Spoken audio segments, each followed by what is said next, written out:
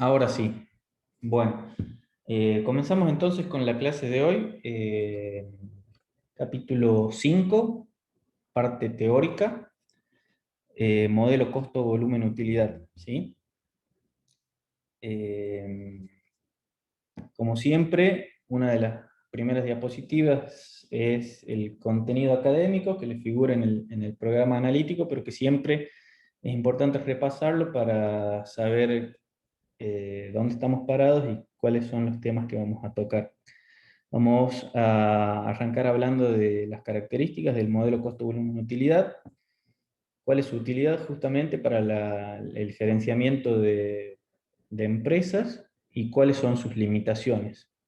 Como todo modelo tiene supuestos, bien, entonces vamos a ver cuáles son los supuestos del modelo,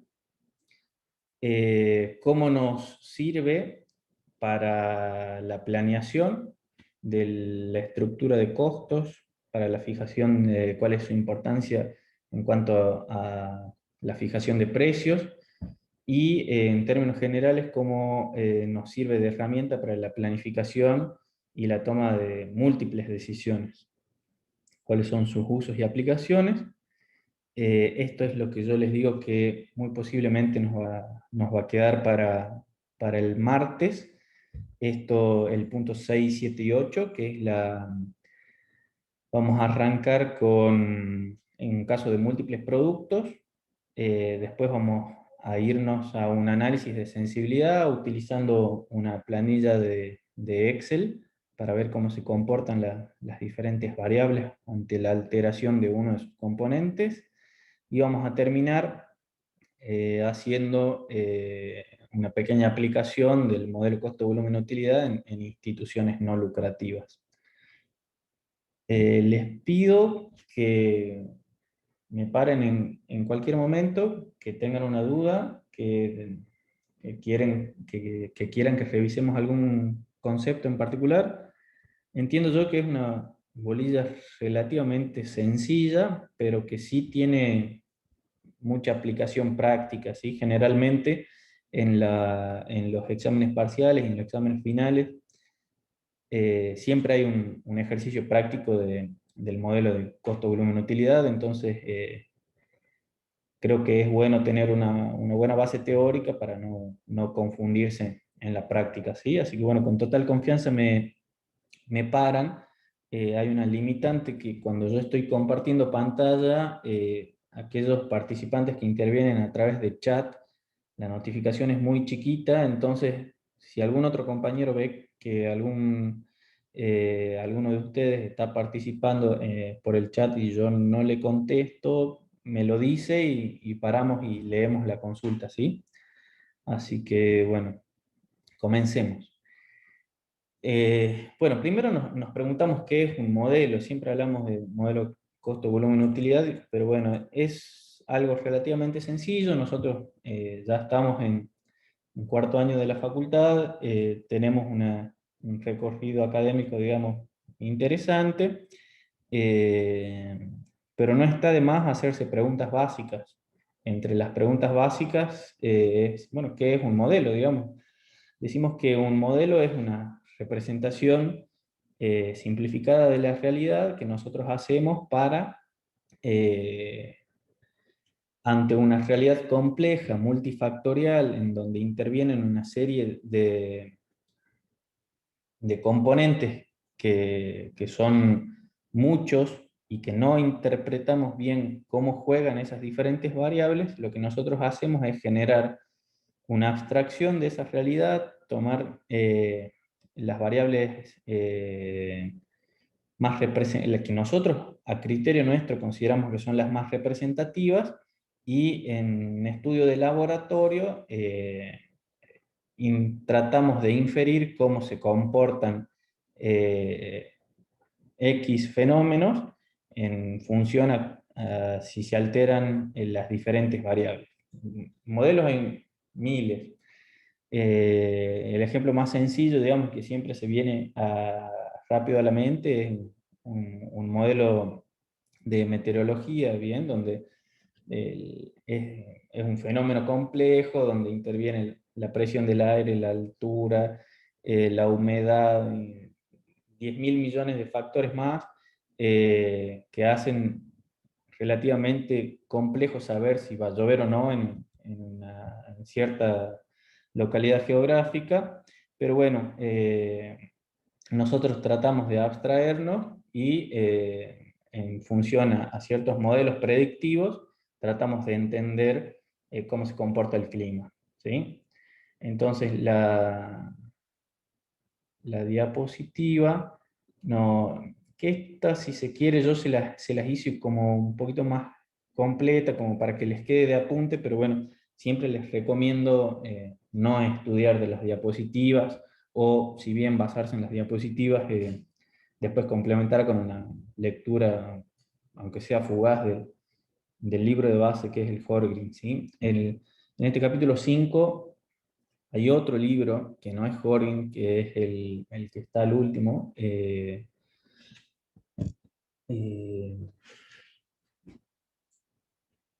Administración de Costos, que este está bueno, este lo incorporamos el año pasado, porque bueno, por cuestiones que no vienen al caso, lo compré en búsqueda de otros temas, pero cuando bueno, vi que tenía temas de la materia, lo leí. Me gustó más esta presentación que Horgrim. Está bueno que lo complementen con eso. Bueno, ¿qué nos dice la diapositiva? Que un modelo es una representación simplificada de la realidad y nos permite entender la relación entre distintas variables que explican cómo opera un fenómeno en particular. Los modelos permiten estudiar fenómenos complejos y hacer predicciones acerca del comportamiento de las variables. Dado que la realidad es muy compleja, el modelo se centra en capturar solo variables más relevantes del fenómeno estudiado, permitiendo de este modo una mayor comprensión y simplicidad. Perdón. En otras palabras, si intentamos estudiar un fenómeno incluyendo la totalidad de las variables involucradas, el estudio se haría inmanejable. La realidad es compleja y nuestro entendimiento de ella es limitado. Ojo que hay una subjetividad de quien construye el modelo. O sea, el modelo no es perfecto, ya vamos a conocer sus limitaciones, pero bueno, ahora me viene a la mente adelantarme de decir que, bueno, eh, desde la definición de modelo existe la subjetividad de que hay una persona que elige cuáles son las variables más importantes. O sea, hasta esa misma persona que selecciona las variables se puede confundir en la selección o no tener en cuenta algunas, ¿bien? Esas son algunas de las principales limitaciones.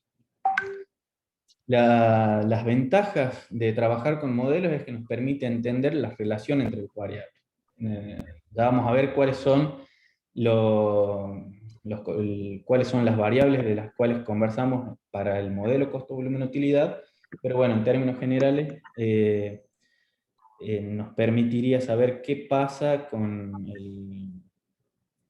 nuestra rentabilidad, si los costos fijos aumentan, si los costos variables disminuyen, qué pasa si la contribución marginal se mueve para un lado o para el otro.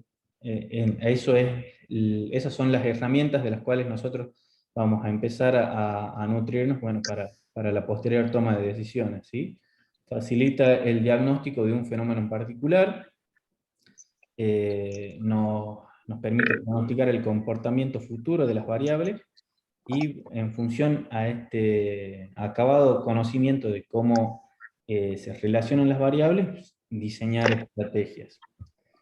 Bueno, las desventajas es que no captura la totalidad de las variables de la realidad. Decimos que por definición la realidad es multifactorial y compleja, y que por concepto, digamos, el modelo se simplifica y se abstrae, toma 4 o 5 variables. Entonces, obviamente que hay otras que ignora y que, bueno, que sin lugar a dudas puede llegar a influir. Depende de la calidad de la selección de las variables a modelizar. Esto es lo que recién les dije, de que, bueno, la misma persona que elige las variables a tener en cuenta, bueno, se puede equivocar. En este caso es un modelo inicialmente es un modelo bastante sencillo, de mucho uso en la práctica profesional, de muy simple aplicación, es bastante sencillo, no tiene mucho, no tiene mucha dificultad matemática, así que bueno. Trabaja sobre supuestos que pueden ocurrir o no. Bueno, eso también es una de las debilidades de trabajar con modelos. ¿Cuáles son las variables que intervienen en el modelo costo-volumen-utilidad y cuáles son sus supuestos? Son cuatro las variables que vamos a tener en cuenta. Las unidades vendidas, el precio de venta, el costo variable por unidad y los costos fijos de la empresa. Entonces decimos que con el costo volumen utilidad lo que nosotros vamos a intentar es conocer cuál es el comportamiento y la relación entre los costos totales y los ingresos totales en la medida de que estas cuatro variables se muevan, ¿sí? Entonces, en términos generales, nos interesa saber cuál es la situación de costos e ingresos totales en función a estas cuatro variables. Obviamente, en el medio está la rentabilidad y muchas otras cosas, ¿sí? Que ahí es donde reviste interés el estudio de esto. ¿Para qué nos sirve el modelo costo-volumen-utilidad?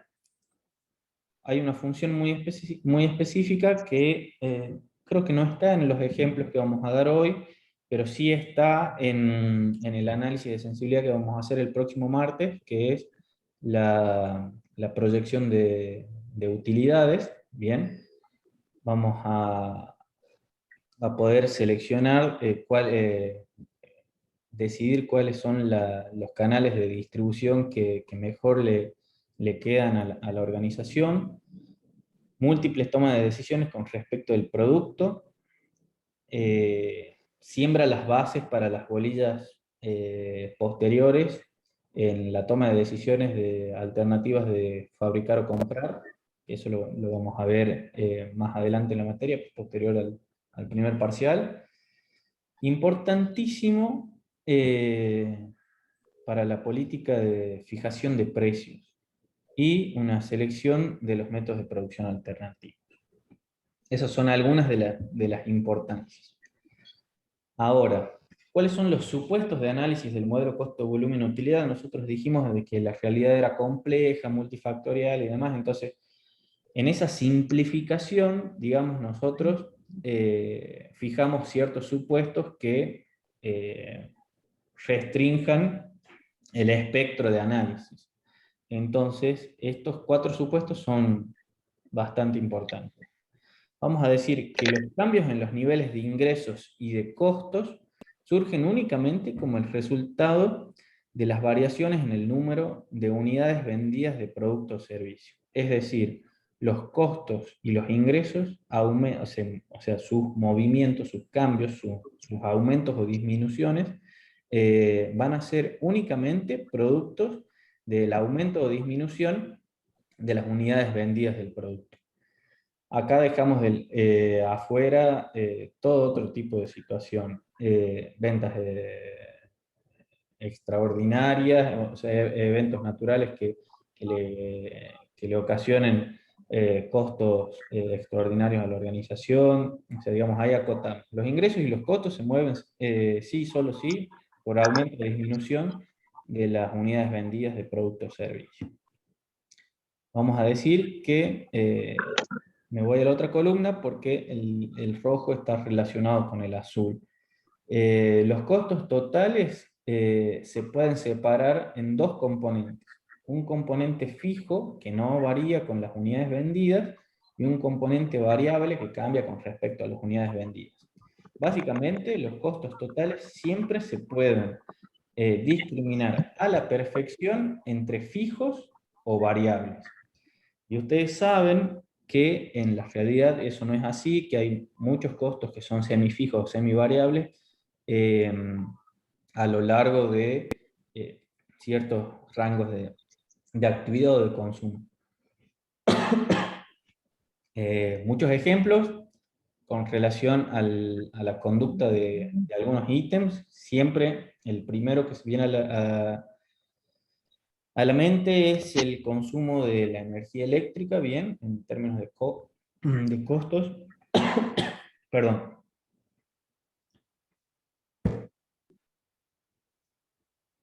Vamos a ver si lo solucionamos o lo empeoramos comúnmente.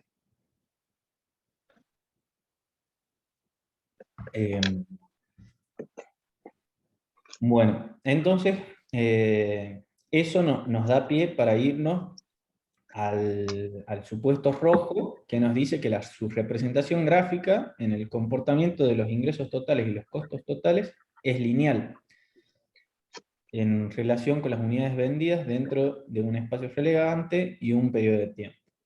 Entonces, la representación gráfica, de la cual también vamos a empezar a hablar, no hay curvas, ¿sí? Son todas rectas. El precio de venta, el costo variable por unidad y los costos totales son conocidos y son constantes. Bien, entonces el precio de venta es dato, el costo variable por unidad es dato y los costos fijos totales son dato. Son conocidos y son constantes.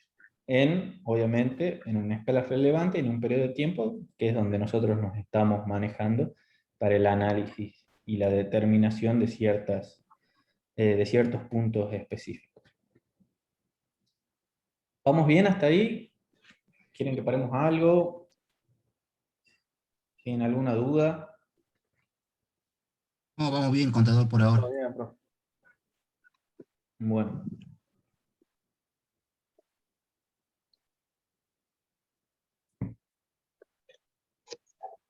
volvemos sobre el supuesto sobre uno de los supuestos que teníamos. Nos dice el texto que el modelo costo-volumen-utilidad depende mucho de la cuidadosa segregación de los costos de acuerdo a su variabilidad y de las restricciones a las que está sujeta la empresa. Es decir, se apoya mucho en la determinación de si es fijo o es variable un componente del costo. Por ello, los datos que proporciona este análisis a la administración de una empresa no deben considerarse como un instrumento de precisión, sino que el analista debe estar al tanto de las limitaciones de esta herramienta para interpretar los datos como corresponde. En términos, si bien esto es una acotación que está en el capítulo 5, en términos generales vale para toda la contabilidad gerencial, si se quiere, la contabilidad de costos inclusive. Eh, Hay un profesor tucumano que habla mucho de costos distintos para propósitos distintos. En función a la contabilidad de costos es un bagaje de herramientas que después el administrador las va adecuando a su necesidad y a su organización, ¿sí? Esto siembra las bases, la materia en general siembra las bases para que ustedes después manipulen estas alternativas que les propone la materia y las apliquen en la organización en la que después desarrollen su vida profesional, ¿sí? Eh, Ustedes saben de que los reportes de la contabilidad de gestión no son tan estructurados como los reportes de la contabilidad financiera. Entonces, uno puede ir, obviamente que la precisión, si se quiere, la exactitud del cálculo, no es algo de que quede en segundo plano, pero sí la contabilidad de costos se puede dar alguna licencia con respecto a eso, ¿sí? O sea, eh, pueden existir errores en cuanto al cálculo por una cuestión de dificultad en la construcción de la herramienta. Esto no los habilita a ustedes a equivocarse en el parcial, digamos, porque generalmente las equivocaciones son conceptuales, digamos bien, porque incluyeron o no algo o clasificaron mal algo, pero en términos generales no es que hay una partida doble que cierra todo con exactitud, ¿sí? Entonces, bueno, en función a conocer cuáles son esas limitantes, perdón.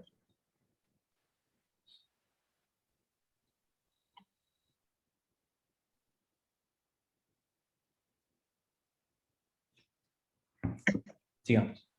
Eh, pero bueno, les quiere decir eso, que no es una herramienta de precisión, ¿sí? En la cual no se tienen que desvivir porque en llegar a un número específico. Fundamentos del análisis del modelo costo-volumen-utilidad. El gerenciamiento en escenarios de incertidumbre. Veamos eh, si nos adelanta algo. Bueno, como verán, en el análisis de sensibilidad, vamos a ver que termina convirtiéndose en un juego de supuestos o de generación de múltiples escenarios futuros que pueden o no presentarse, pero que está bueno construir, jugar, mover variables, eh, construir un Excel específico para tal organización en la cual ustedes están trabajando, y empezar no es un término muy académico, pero es bastante, digamos, gráfico, es empezar a meterle mano al Excel, ¿sí? Empezar a cambiar, a generar supuestos. ¿Qué pasaría con mi rentabilidad si mis costos fijos aumentan un tanto por ciento o X monto fijo? ¿Qué pasa si yo tomo la decisión de hacer una compra de materiales a mayor escala y gano X descuento, por ende el costo variable unitario me disminuye? ¿Qué impacto tiene eso sobre la rentabilidad? Eh, una serie de escenarios supuestos van a ver de que uno de los puntos más importantes de la bolilla es determinar cuál es el punto de equilibrio, ¿sí? Hacia ahí vamos a ir. eh, ¿Cuál es el punto de equilibrio de la organización? Es decir, cuántas unidades de producto tengo que vender para estar en equilibrio económico, es decir, ya lo vamos a ver más adelante, cubrir todos los costos. Ese punto, a partir del cual una unidad más de venta me representa ganancia, una unidad menos de venta me representa una pérdida, y puede ser, obviamente siempre la contabilidad gerencial trata de ponerse en un escenario de previsión, ¿sí? De tratar hoy tratar de prever lo que va a suceder a futuro, porque eso es lo que en definitiva nos importa para la toma de decisiones, y de hecho este modelo nos sirve para diagnosticar o para generar escenarios supuestos, inclusive antes de haber nacido la empresa, ¿sí? En una situación muy anterior a eso, antes del lanzamiento del proyecto. Entonces, el modelo costo-volumen-utilidad, volviendo a lo que nos propone la diapositiva, nos permite obtener información, identificar posibles problemas, cuáles son escenarios grises de incertidumbre, realizar predicciones acerca del futuro, tomar decisiones mediante la elección de diferentes alternativas, implementar una decisión, evaluar desempeño, aprender, retroalimentar. Bien. Un concepto muy importante en este capítulo es algo que ya lo traíamos de capítulos anteriores, que es para nosotros la contribución marginal. Nos interesa saber qué es y cómo se calcula.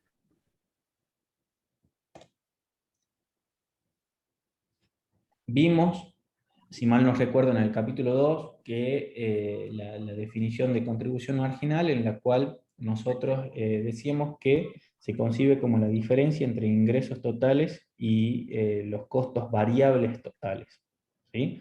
Es el beneficio que me da producir una unidad más para afrontar los gastos de estructura de la empresa. Bien, la contribución marginal eh, por sí sola, a secas, contribución marginal, se calcula ventas menos el costo variable total, ¿sí? Y habíamos visto que teníamos la herramienta también para hacer un trabajo algebraico al respecto, el cálculo de la contribución marginal unitaria, que está dada por el precio de venta menos el costo variable unitario. Bueno, acá radica parte de la importancia de la parte práctica de este capítulo, ¿sí? La determinación del punto de equilibrio económico, la determinación del punto de equilibrio financiero, tanto en pesos como en unidades, y el concepto de margen de seguridad.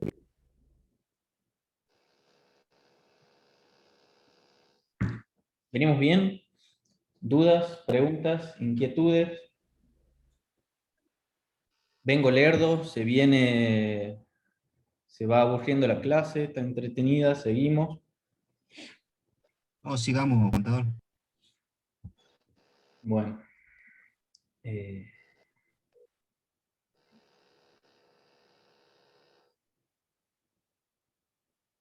bueno, recién veo un mensaje de hace media hora.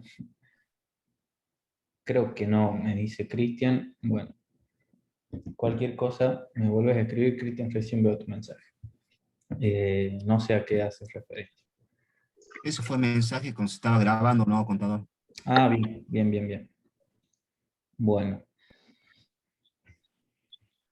empezamos a tener algo de movimiento en cuanto a lo que es cuestiones algebraicas, ¿bien? Entonces habíamos dicho, vamos a empezar, que una de las cuestiones importantes era determinar el punto de equilibrio económico de una organización, y este punto de equilibrio nos indica cuántas unidades de producto deben venderse para cubrir la totalidad de costos fijos y costos variables generados por esa venta. ¿Bien? Entonces, para determinar la fórmula en cantidades de nuestra incógnita va a ser las cantidades, bien, que determinan nuestro punto de equilibrio. Entonces, decimos de que, por definición, el punto de equilibrio va a ser en donde los ingresos totales y los costos totales se igualan. Entonces, ¿cuáles son los ingresos totales? Las ventas. ¿Cuáles son los costos totales? Costos fijos más costos variables. Bien. Entonces vamos a tratar de empezar a descomponer un poco para, a conveniencia nuestra, obviamente, vamos a hacer algunos movimientos algebraicos para determinar esa fórmula. Las ventas, decimos, como ven, ven mi cursor, ¿verdad? Las ventas, vemos de que son representativos del precio de venta por la cantidad. Los costos fijos totales son fijos para un determinado rango relevante y espacio temporal, entonces quedan así, y los costos variables vamos a tener que son el costo variable unitario por la cantidad, ¿sí? Como Q es nuestra incógnita, vamos a tratar de agrupar en el primer miembro aquellos términos que tengan Q para posteriormente sacar factor común, y en el segundo término vamos a dejar el resto, ¿sí? Entonces, de ventas tenemos precio de venta por cantidad, costos fijos, costos fijos, costos variables, costo variable unitario por la cantidad, ¿sí? Eh, Precio de venta por cantidad nos va a quedar en el primer miembro, vamos a pasar restando costo variable unitario por cantidad al primer miembro, vamos a dejar solo costo fijo en el segundo miembro, factor común Q, y al remanente lo vamos a pasar dividiendo al segundo término para que nos quede así la Q en soledad, ¿bien? ¿Qué representa el precio de venta menos el costo variable unitario? Nada más y nada menos que la contribución marginal unitaria, ¿sí? Hasta acá venimos bien, creo que eso es bastante sencillo. Acá nos vamos a valer de un supuesto de que los costos variables son un porcentaje de las ventas, ¿sí? Entonces lo vamos a asociar así. Entonces vamos a decir que los ingresos totales los igualamos a los costos totales, determinando los ingresos totales por las ventas y los costos totales por el costo fijo más el costo variable. Nosotros decimos que el costo variable representa un porcentaje de las ventas. Bien, entonces vamos a pasar... nosotros recién determinamos el punto de equilibrio en cantidades, ¿sí? Acá estamos tratando de determinar el punto de equilibrio en pesos. Bien, entonces vamos a ir a ventas, lo vamos a llevar a, a todos los factores que tengan ventas al primer término, bien, y vamos a empezar a liberar algebraicamente. Entonces vamos a sacar factor común ventas, vamos a poner 1 menos un porcentaje de venta. Ese porcentaje de venta no lo conocemos, ¿sí? También es una incógnita, pero secundaria en este análisis. Entonces, el costo fijo siempre va quedando en el segundo término y vamos a pasar dividiendo el remanente del primero, ¿sí? Entonces decimos que las ventas en el punto de equilibrio que van a estar dadas en pesos es el costo fijo sobre 1 menos un porcentaje de ventas. ¿Qué representa ese porcentaje de ventas? Es la contribución marginal porcentual, que va a estar determinada por la relación que existe entre el precio de venta y el costo variable unitario, ¿sí? Lo van a terminar de entender con una aplicación práctica. Yo sé que esta les puede llegar a generar alguna duda, pero quédense momentáneamente con esa duda, lo van a terminar de entender un poquito más adelante, ¿sí?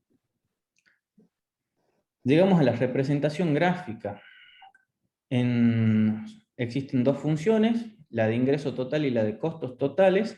Cuando estas dos funciones se igualan, estamos en el punto de equilibrio, ¿sí? Es decir, cuando se cortan estas dos funciones, estamos en el punto de equilibrio. Este punto de equilibrio es de vital importancia para el gerente, para el administrador, para el propietario, para quien fuera. Es importante conocerlo tanto en cantidades como en pesos de venta, ¿sí? Es decir, abro un local de ropa, tengo tanto de alquiler, tanto de empleados, eh, bueno, impuestos, costos de compra de,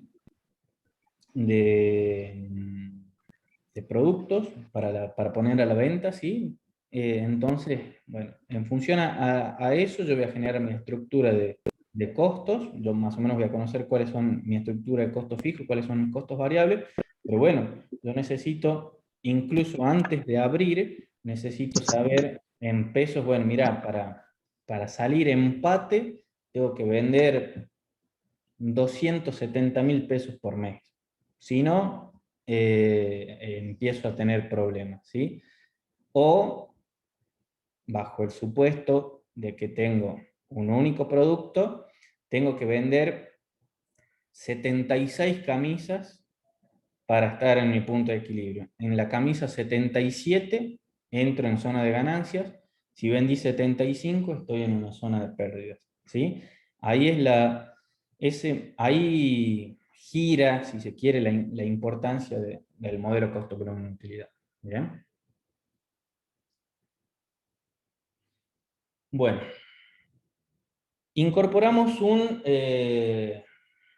bueno, ahí, si se quiere, cerramos el punto de equilibrio económico y ahora nos vamos a, a la construcción de un nuevo punto de equilibrio, que es un punto de equilibrio financiero.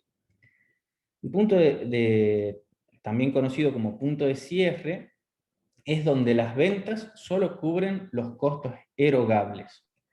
Una empresa que está por debajo del punto de equilibrio económico sería, pero por encima del punto de cierre o punto de equilibrio financiero, se está descapitalizando, pero aún así puede seguir operando. Acá el concepto que incorporamos es costos erogables, y ya creo que sigue la nueva representación gráfica, ¿sí? Bueno, ¿qué es un costo erogable y qué es un costo no erogable? Nosotros dijimos que, vamos a decir que los costos erogables son aquellos que representan una estricta salida de fondos financieros, ¿bien? Una estricta erogación de fondos de la organización. Hay una cuota de costos que pueden ser no erogables, como el típico ejemplo son los costos por depreciación de maquinarias, bienes de uso en general y de intangibles como las patentes y marcas. Bien, entonces, en este gráfico volvemos a tener la función de ingreso total, tenemos una función de costo total, donde estas dos funciones se igualan, estamos al igual que antes en el punto de equilibrio económico, ¿sí? Dentro del concepto de costo total hay una parte que es erogable y otra que no es erogable. Los costos no erogables generalmente representan o están dentro del costo fijo. Por eso, eh, ven que del costo fijo se les resta un espacio para llegar al costo fijo erogable. Es decir, que el gráfico lo que les intenta representar es de que del costo fijo hay una parte que es erogable y otra que no es erogable. Si nosotros buscamos el punto de equilibrio, el punto de equilibrio financiero en el cual se igualan la función de ingresos totales con la función de costo total erogable, entendiéndose como tal todos aquellos costos que representan una efectiva salida financiera de fondos, ahí tenemos nuestro punto de equilibrio financiero. Es decir, por momentos se me pierde el cursor, espero que a ustedes no. Es decir, que hay una pequeña zona acá que puede estar expresada en cantidades como en pesos, en la cual la organización no satisface la totalidad de los costos totales, pero al menos sí la totalidad de los costos erogables. ¿Y qué no estaría haciendo ahí? No estaría respetando la amortización de bienes de uso o de patentes. Entonces, ahí es que por eso en la diapositiva anterior nos dice, esta empresa se está descapitalizando, pero aún así puede seguir operando. Es decir, no está generando esa reserva económica para la reposición de bienes de uso, pero al menos sí le permite seguir operando, ¿sí? Entonces ahí radica la diferencia entre el punto de equilibrio económico y el punto de equilibrio financiero. Ahora vamos al concepto de margen de seguridad. Decimos que es la distancia que existe entre la situación en la que me encuentro, una hipotética situación actual, y el punto de equilibrio. Es decir, se va a calcular como ventas en esta situación hipotética menos las ventas en el punto de equilibrio, ¿sí? Supongamos que yo estoy acá, ¿bien? Lo ven ahí el cursor, ¿sí? Si yo estoy operando a este nivel de cantidades, yo vendo esta cantidad, tengo estos ingresos en pesos, entonces el margen de seguridad va a estar dado por la cantidad en la situación actual menos la cantidad en el punto de equilibrio económico. Dijimos que estábamos en esta situación, va a ser las ventas en pesos de esta situación menos las ventas en pesos de la situación de punto de equilibrio. Eso va a ser nuestro margen de seguridad.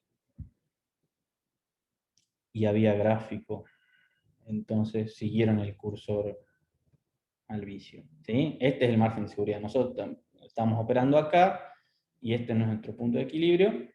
Entonces, este representa el margen de seguridad. Obviamente, el margen de seguridad puede ser negativo, si se quiere, conceptualmente.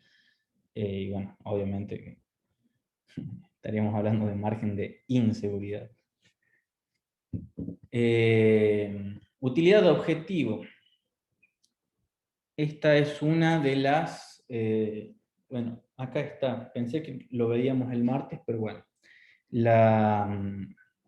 Denme un segundito. De paso me van diciendo si me siguen, si está más o menos bien. Si tienen alguna duda, ya se me secó un poco la garganta.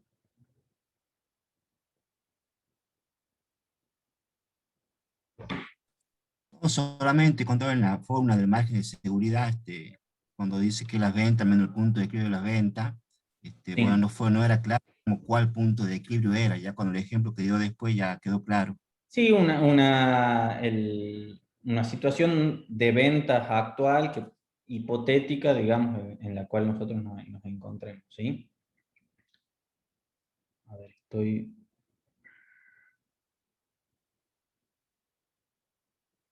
Bueno. Utilidad de objetivo.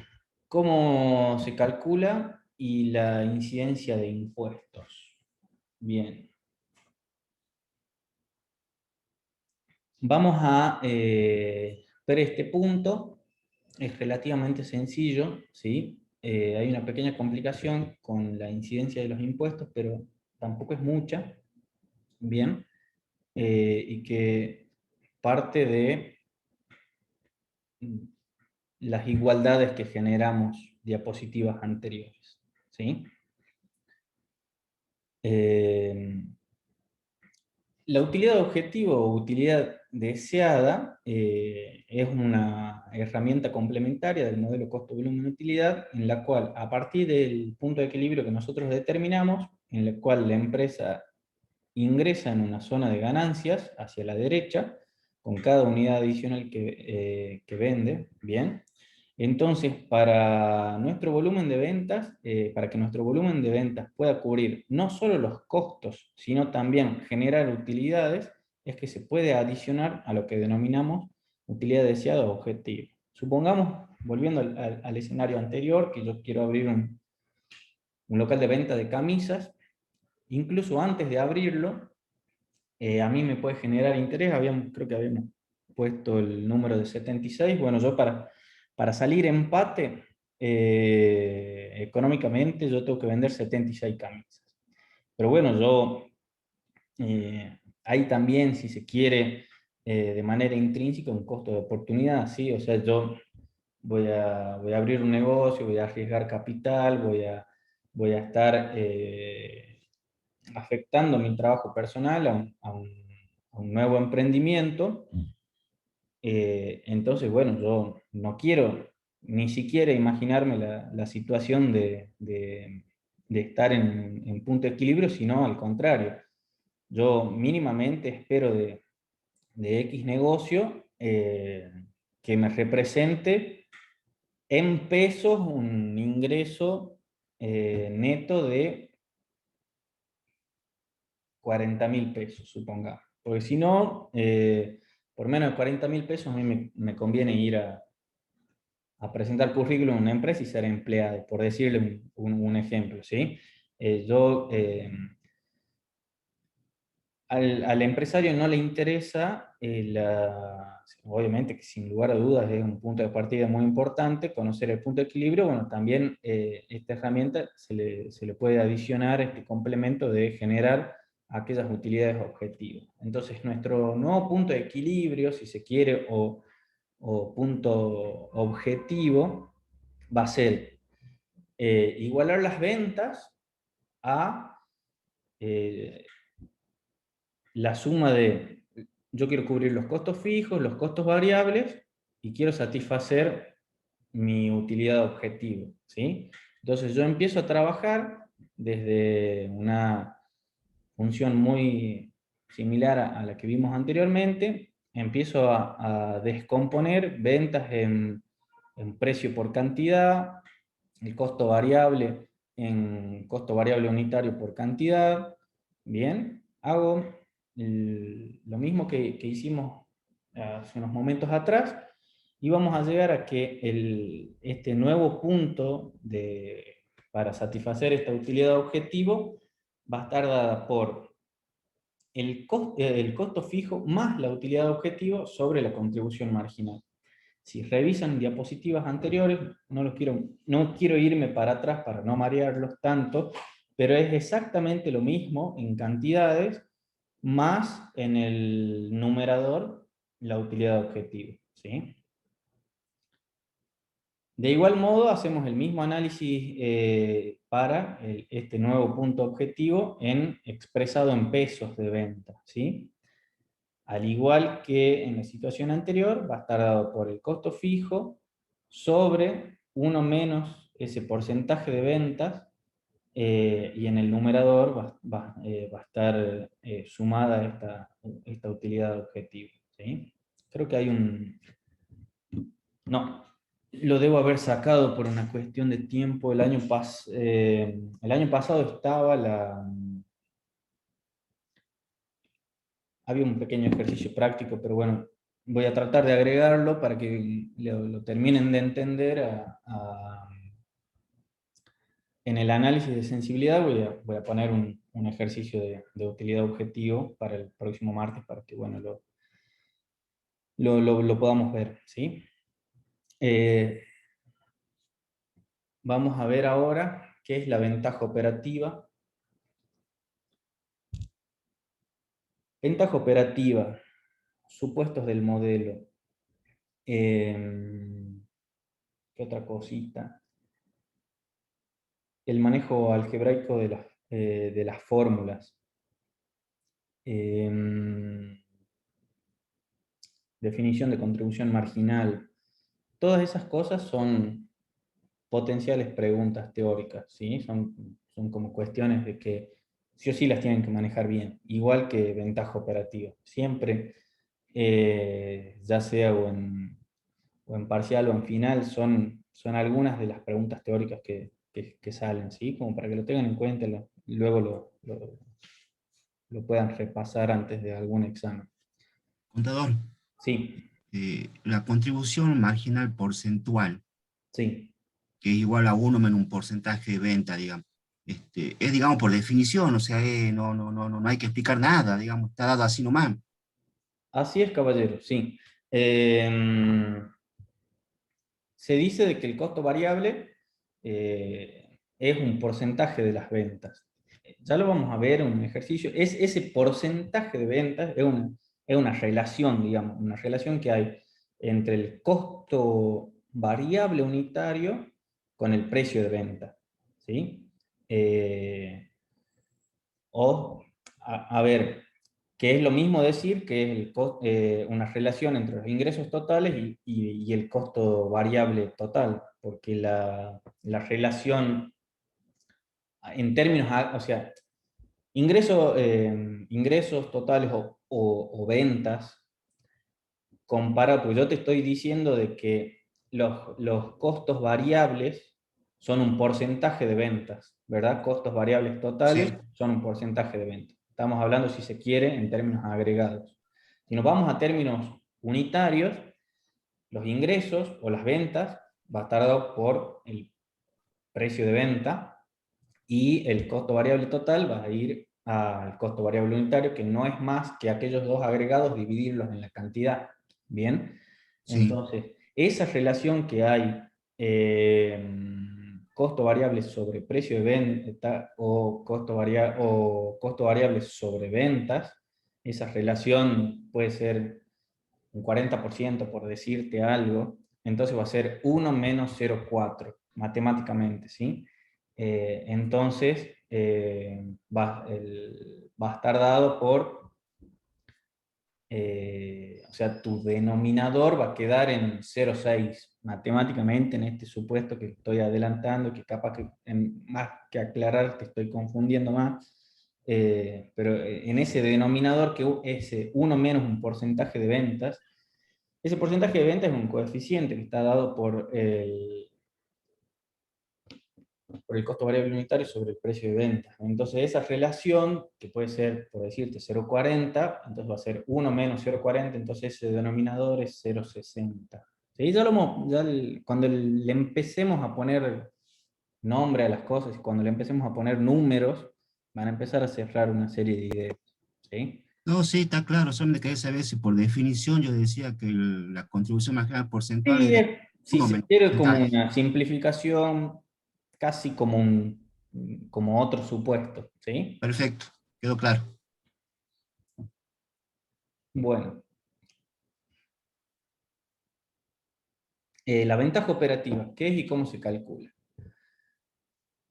Decimos que una aplicación concreta de este modelo es el análisis de la ventaja operativa.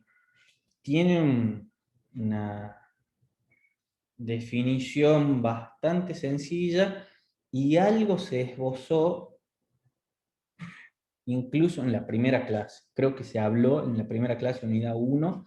Hay un ejemplo que la profe siempre pone de, de, para explicar lo que es costo fijo, costo variable, costo unitario, costo total, que no sé si lo define, pero se como adentra, digamos, en lo que es el concepto de ventaja operativa. Decimos que la misma surge de aumentar la producción cuando los costos fijos por unidad de producto disminuyen. O sea, es decir, ante es que hice mal la coma, por eso ni siquiera yo me entendí. La misma surge cuando al aumentar la producción, los costos fijos por unidad de producto disminuyen, lo que repercute en una baja del costo total unitario. Entonces, ¿qué decimos? Ante una X rango relevante y periodo temporal, hay una porción de los costos que son fijos y ante la producción de una unidad de producto, en la totalidad de los costos fijos van, si se quiere, atribuidos a un solo producto. Si producimos 10, esos costos totales se distribuyen en 10. Si producimos 1000, esos costos totales, perdón, no costos totales, costos fijos se van distribuyendo en una mayor cantidad de unidades. Bien. Entonces, en términos unitarios, el costo unitario total está compuesto entre la suma del costo unitario fijo y el costo unitario variable, ¿verdad?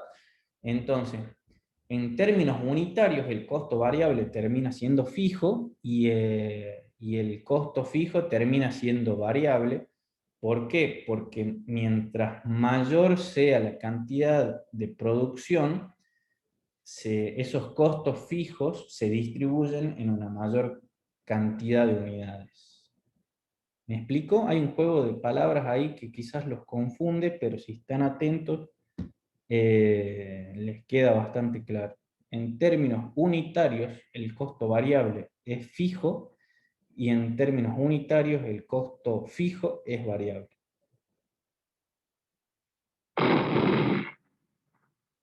Sonó una bomba. Aplicaciones prácticas. Bueno, veamos qué me quedó dentro de este PowerPoint. Creo que algunas cosas sencillas. eh, a ver, veamos. ¿Ustedes tienen estas diapositivas impresas o al costado para que puedan ir haciendo algunas anotaciones? ¿O quieren que vamos y volvamos? Vamos y volvemos, no hay problema. Estos son súper sencillos, ¿sí? Por lo tanto, por ejemplo, los costos fijos totales son de 1000 pesos. Los costos variables por unidad son de 5 pesos. Para una producción de 100 unidades, el costo fijo unitario será de 10 pesos. Es decir, estos 1000 pesos se van a distribuir en 100 unidades. ¿Bien? Entonces, el costo fijo, el costo unitario total, es decir, fijo más variable, será de 15 pesos. Estos 15 pesos tienen 5 pesos variables por unidad y 10 pesos que surgen de a los 1000 dividir en 100. ¿Sí? Pero para una producción de 150 unidades, el costo fijo unitario es de 6,67, es decir, 1000 unidades dividido en 150, 1000 pesos, perdón, dividido en 150 unidades. Entonces así el costo unitario total es de 11,67.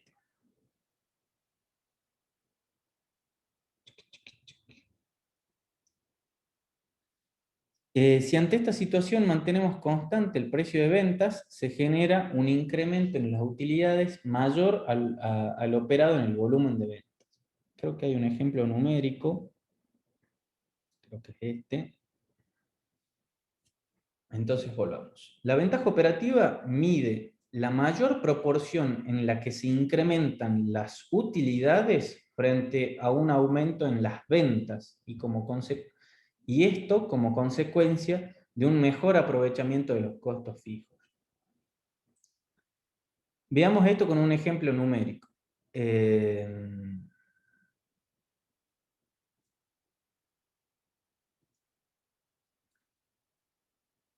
Quedó claro cómo estaban construidos este costo unitario total, ¿verdad? Y de acá serían los fijos unitarios, 6,67, más los 5 de costo variable unitario, ¿sí? Eso no les dije y los puede haber llegado a confundir. Vamos de nuevo a este ejemplo. Vendemos 1000 unidades a 10 pesos cada uno, ¿sí? Entonces nuestras ventas son 10.000 pesos. Los costos de ventas tenemos 4.000 fijos y los variables 5.000. Entonces tenemos en total de costos 9.000 pesos. Nuestro resultado va a ser de 1.000. Bien.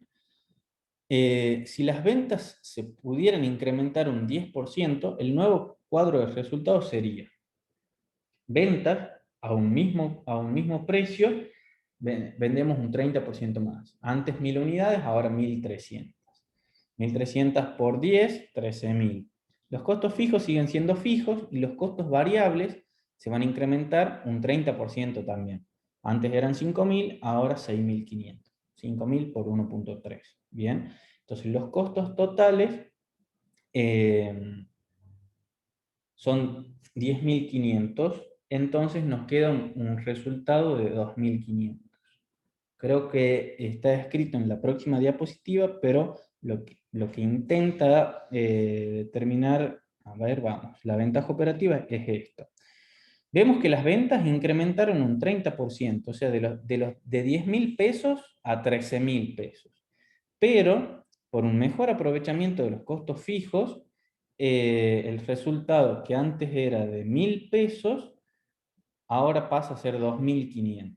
Entonces, con un pequeño incremento del 30% en las ventas, las utilidades incrementaron un 150%. Esto significa que existe una ventaja operativa de 5, ya que las utilidades aumentan 5 veces más que las ventas. Ahora les hago una consulta. ¿Qué debiera de pasar para que nosotros tengamos ventaja operativa en la organización?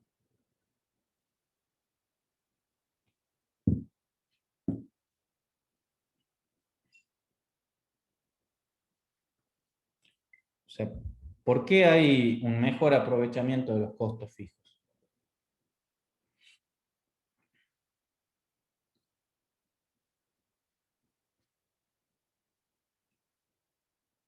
Porque hay una capacidad ociosa, ¿sí?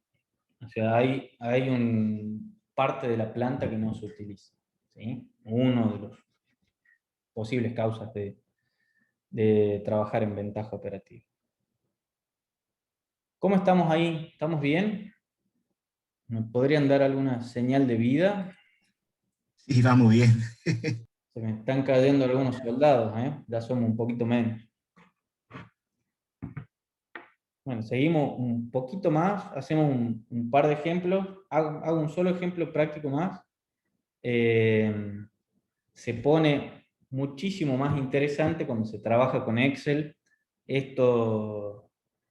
La verdad que estos ejercicios son bastante sencillos, son muy simples y jugar con el Excel es bastante entretenido.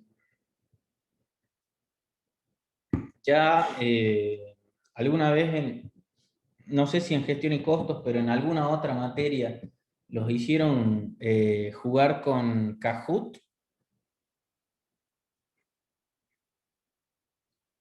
Nunca los hicieron No, no, contador, no. usar la aplicación Kahoot.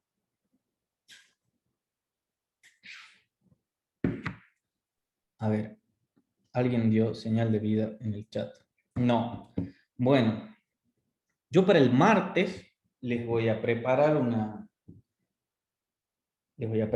ejercicio, o sea, cómo es como una trivia, digamos, un juego, donde hay preguntas tipo, ¿cómo se llama el juego este? Como preguntados.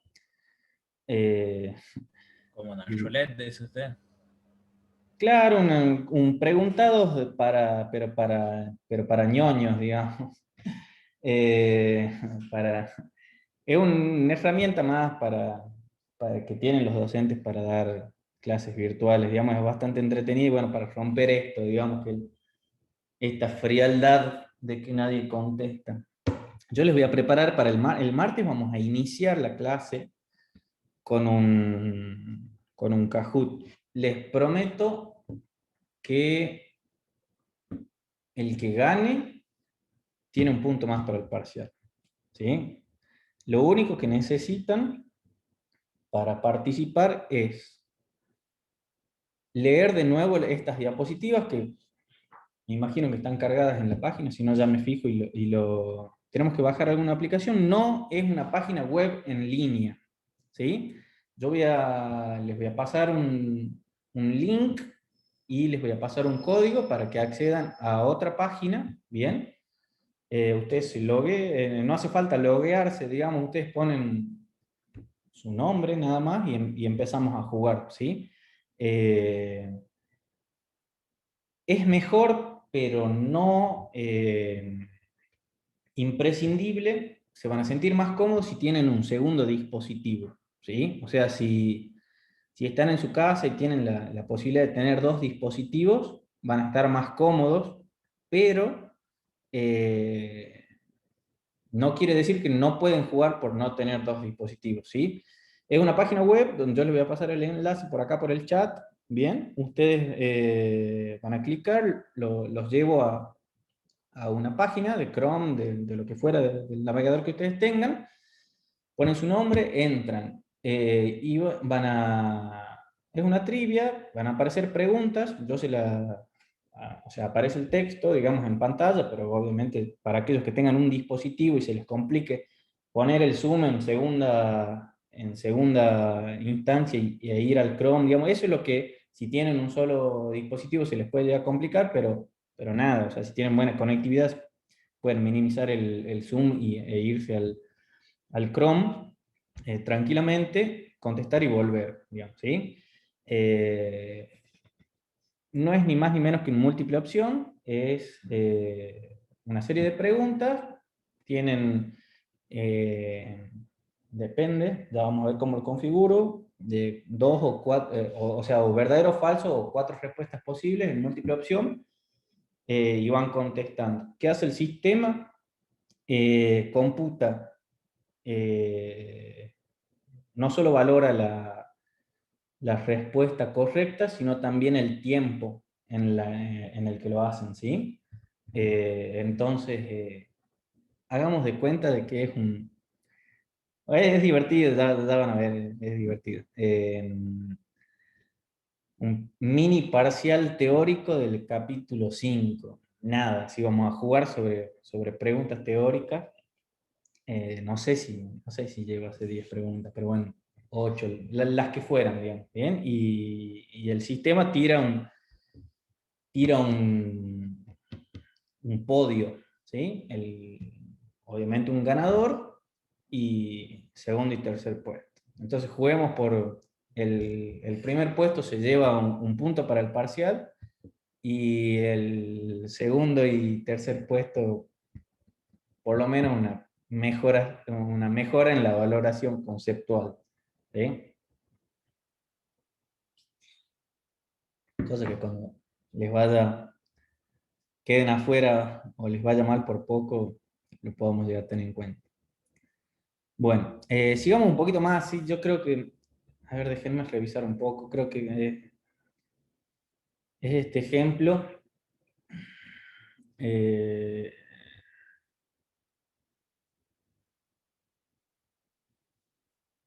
lo hacemos.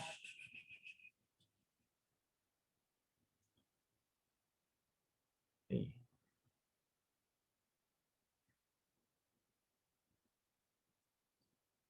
Y acá dejamos para mañana. ¿Sí? Vamos un poquito más.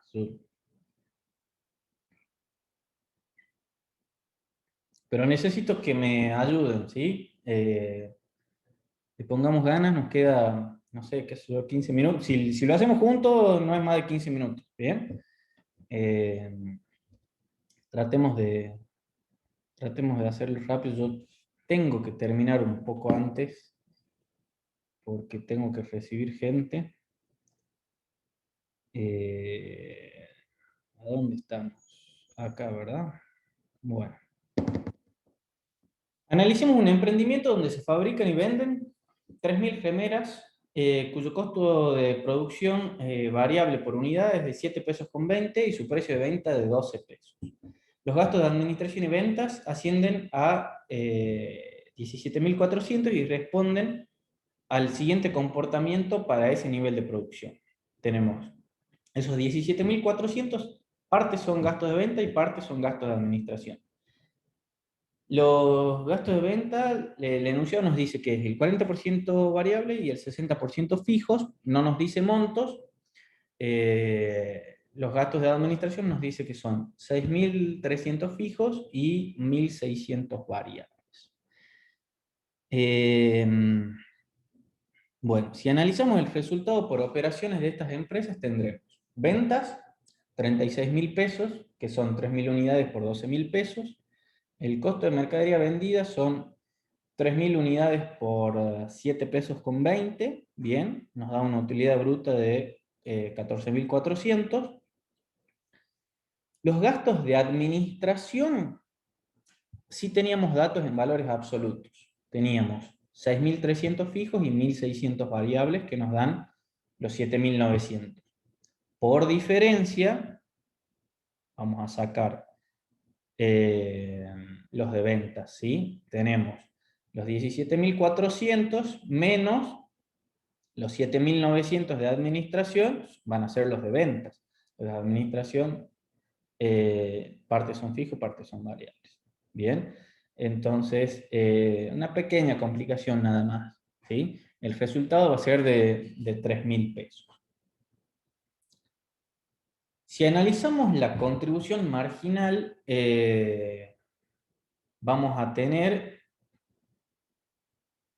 acá viene un ejemplo en cuanto a lo porcentual.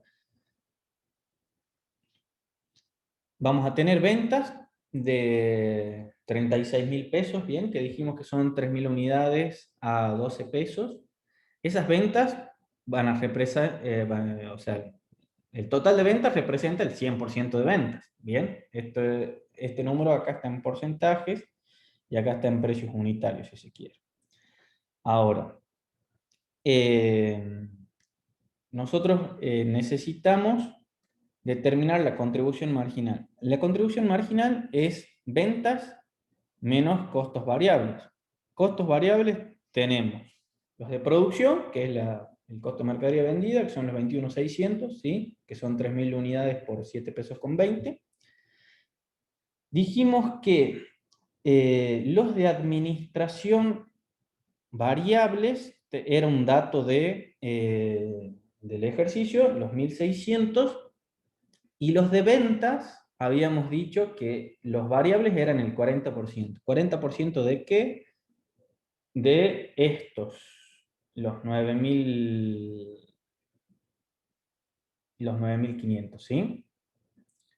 Entonces decimos que en términos unitarios, las ventas están dadas por o sea, el precio de venta, que son 12, la totalidad de los costos variables va a ser la suma de los 21.600, 3.800, 1.600, son los 27.000. Entonces, en total, la contribución marginal en pesos es de 9.000 pesos, ¿sí? Y en términos unitarios, el costo variable unitario es de 9 pesos, que surge de dividir los 27.000 pesos en 3.000 unidades, y la contribución marginal unitaria es de 3 pesos, que surge de dividir los 9.000 pesos en las 3.000 unidades, ¿sí?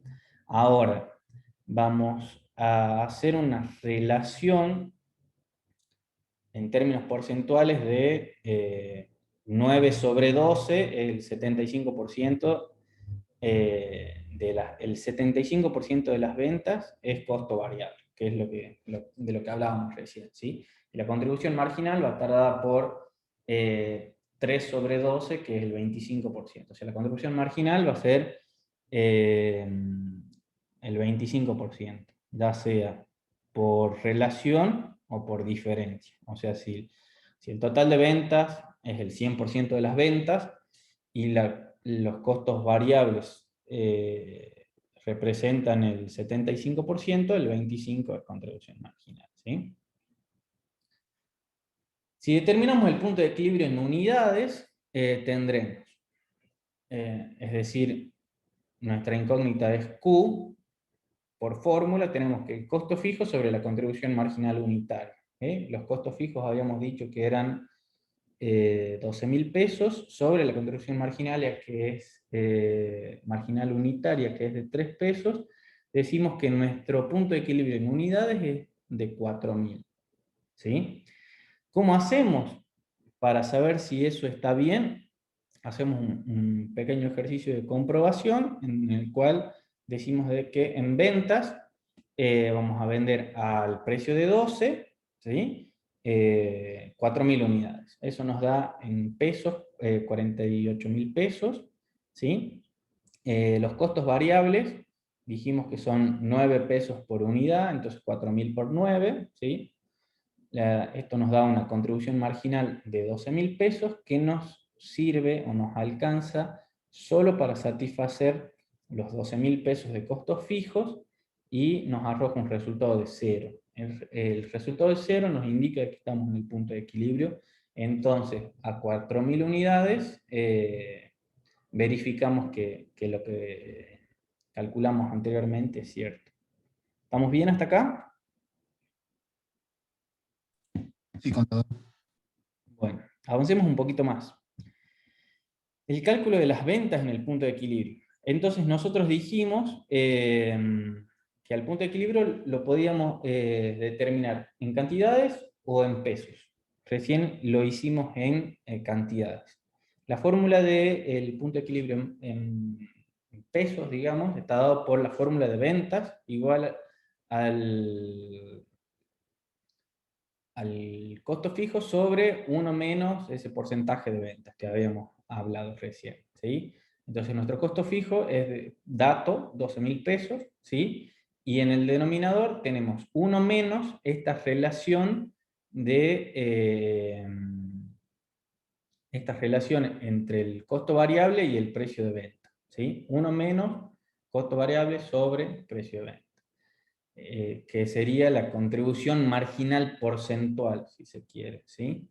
O sea, al entero le resto la proporción de costos variables. O, si se quiere, lo divido en la contribución marginal porcentual. Entonces, 1 menos 9 sobre 12 nos da 0,25. Entonces, al costo fijo de 12.000 pesos lo dividimos en 0,25 y nos da 48.000 pesos, que es lo que ya habíamos validado en esta comprobación. Las ventas en 48.000 pesos nos daba el punto de equilibrio, ¿sí? Bueno, ¿qué utilidad se tendrá si se espera vender 7.500 remeras? Calculamos las distintas variables para ese nivel. Ventas, 7.500 unidades a 12 pesos precio de venta. costos variables para 7.500 unidades, habíamos determinado que el costo variable unitario era de 9 pesos, nos empieza a dar contribución marginal, costos fijos, resultado 10.500. Bien, esta construcción de escenarios, este manejo de supuestos, esto de lo que yo informalmente llamo es manosear el Excel, empezar a jugar, a tocar las diferentes variables. ¿Qué pasaría si vendo 7.500? ¿Qué pasaría si vendo 10.000? Y en el Excel es cambiar el número en una celda nada más, ¿sí? Y nos empezamos a imaginar diferentes supuestos. ¿Bien? ¿Cuál es el margen de seguridad en ese nivel de ventas? Ventas actuales, que habíamos dicho que eran 7.500 por 12, 90.000 pesos, son las ventas actuales, los 90.000 pesos menos las...